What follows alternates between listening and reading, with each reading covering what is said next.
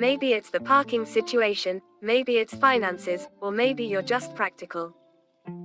Whatever the reason, plenty of folks are looking for one car that can do everything, and it's hard to find a better one-car solution than the 2024 Porsche Cayenne.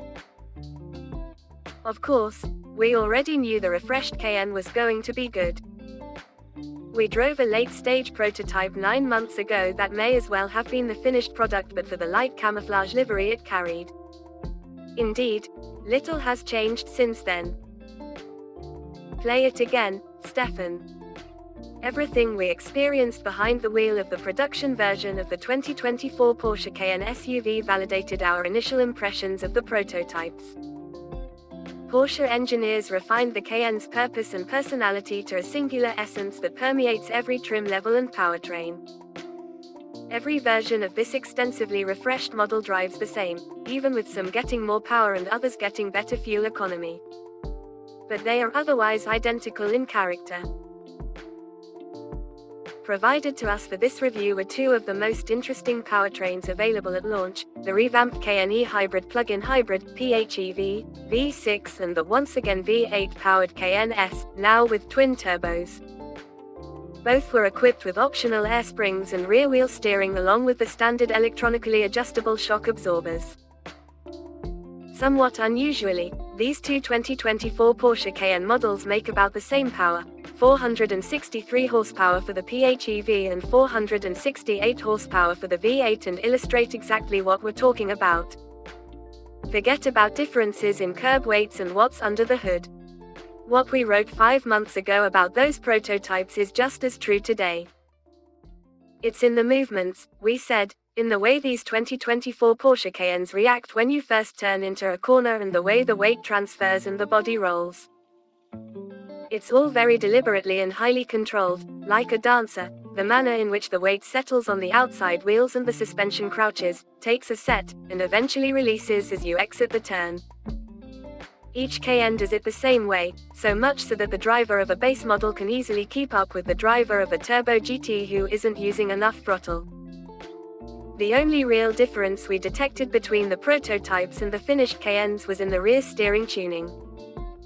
Back in January, we wrote the system was practically invisible, but it's a bit more noticeable now in the tightest corners when you're really pushing the car hard. There's a slight sensation of the rear end moving in an abnormal way, almost like a hint of oversteer when you fling the Cayenne into a corner like it's a tall 911.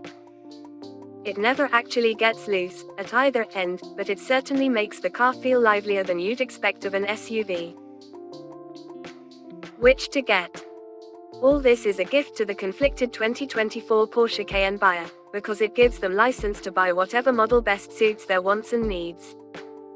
Want to save money up front, spend less time at gas stations, and reduce your carbon footprint? Get the hybrid. Gotta have that V8 rumble. Get the S, or the Turbo GT if you really need an SUV that doubles as a track car. That burble from the quad tailpipes and maybe just a bit of nostalgia for the days when V8s were synonymous with absolute performance are the best reasons to buy the new S. Porsche binned the old high-output turbo V6 used in the old Cayenne S because it was already at its power limit. The base Cayenne still receives the standard output version of that engine. Between tightening global emissions regulations and the general industry shift to electric cars, almost no automakers are introducing new V8s these days, so get this one while the getting's good. Otherwise, the differences in these two mid-level powertrains are surprisingly small. In addition to having roughly the same power, the PHEV and the V8 deliver it in roughly the same way. Whether by displacement or electric motor, both shove you off the line with strong low-end torque that transitions seamlessly to a smooth, uninterrupted pull to redline. The V6 in the PHEV even sounds pretty decent doing it. It also drives more than 45 miles on pure electric power now, enough to complete the average American's daily commute without using any expensive gas. What's on the inside counts. Far more than the new engine and nose job, customers are going to have thoughts about the interior. If they've spent time in a Porsche Taycan, they'll recognize it, but otherwise it's going to be a whole new experience. Nearly everything you look at and touch is new, save the twin grab handles on the center console. The shifter is the one that gets people. Now a chunky toggle switch and push button combo on the dashboard, it hides easily behind the smaller 911-inspired steering wheel. You'll forget where it is at least one time, maybe more, during your test drive. Moving it there opened up lots of space on the center console, though we're not sold on how that space is used. The new climate control panel takes up a good chunk of the area and features a mix of mechanical and touch controls that seem more like a triumph of design than of great function. The small bins ahead of and behind it seem more like empty spaces than purposefully designed ones, but at least the forward one has a wireless phone charger.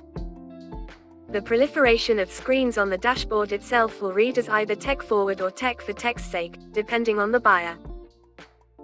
The digital instrument cluster is crisp and bright despite being unshaded, and it has many different screens that are a bit confusing to scroll through and also disappointingly lacking when it comes to customizing the content shown on them.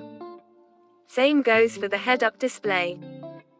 The center infotainment screen and its optional redundant twin in front of the passenger run Porsche's latest user interface that's not only cleaner and simpler to use than before but now also pops up useful functions when appropriate.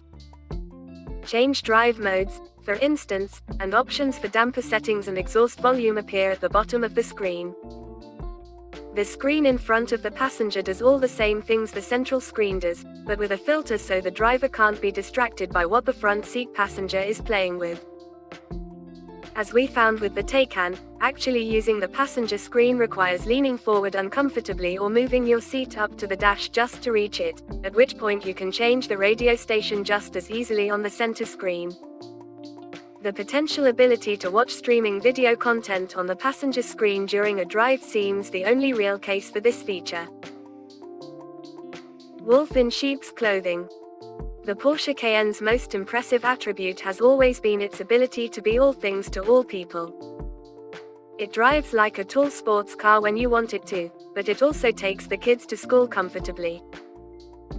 While interior space is unchanged, this is a refresh. After all, the 2024 Cayenne's combination of new suspension dampers, new air springs, and tires with slightly taller sidewalls make for an even more comfortable ride.